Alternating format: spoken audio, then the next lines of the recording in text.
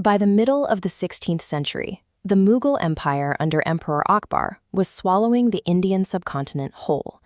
For local rulers caught in the path of this expansion, survival meant making a brutal calculation. Most Rajput kings chose political submission, trading their independence for strategic alliances to avoid utter destruction. But look at the territorial map from this period. Right in the middle of this imperial expansion, there is a single, isolated stronghold that refused to bend: the kingdom of Mewar. Mewar's existence stood as a direct challenge to the Mughal narrative of absolute supremacy, making a confrontation between the two powers inevitable. The responsibility of defending this kingdom fell to a man who wasn't even the intended successor. When Maharana Uday Singh passed away, he had named his younger son, Jagmal, as his heir. But the senior nobles of Mewar intervened. They recognized Maharana Pratap possessed a rare combination of empathy and a commitment to Rajput honor. They broke tradition to crown him instead. Pratap was immediately met with intense diplomatic pressure and offers of alliance from Emperor Akbar. His response was a total refusal to accept Mughal sovereignty. By choosing moral integrity over political convenience, Pratap made himself the primary target for the empire's full military weight. That weight arrived in 1576 at the Battle of Haldigati. Here, Mewar forces met a superior Mughal army in a brutal clash. The fighting quickly became a bloody stalemate. Pratap found himself trapped and outmatched in open-field combat against an enemy with far greater numbers. As Mughal forces closed in, the warrior Jala Man seized the Maharana's crown, acting as a decoy to draw enemy fire away.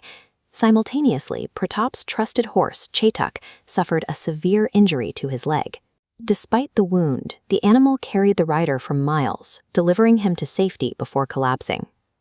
Haldigati was a tactical defeat that cost Pratap his army, but by surviving the encounter, he ensured the resistance would continue rather than end. Pratap went into exile within the harsh, rugged geography of the Aravalli Hills, cut off from traditional royal resources. This environment forced a shift in strategy. He allied with the indigenous Bil tribes, using their landscape knowledge to move away from conventional warfare. They developed a system of constant harassment. Using the forest for cover, Pratap's forces launched night raids and light cavalry skirmishes against Mughal supply lines. This unpredictable approach turned the massive size of the Mughal army into a logistical liability.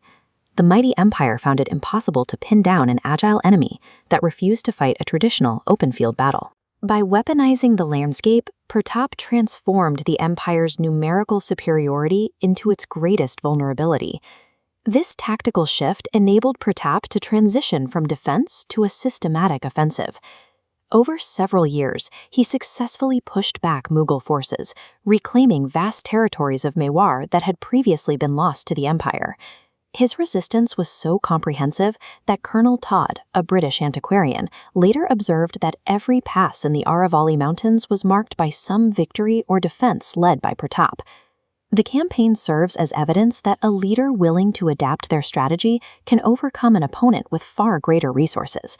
Today, this history is preserved at the Pratap Gaurav Kendra in Udaipur, connecting the tactical lessons of the past to the present day. For modern decision-makers, the story highlights that survival depends on the ability to inspire loyalty and the wisdom to change tactics when conditions evolve. Ultimately, leadership is defined by the refusal to surrender at your weakest point, even when faced with overwhelming odds.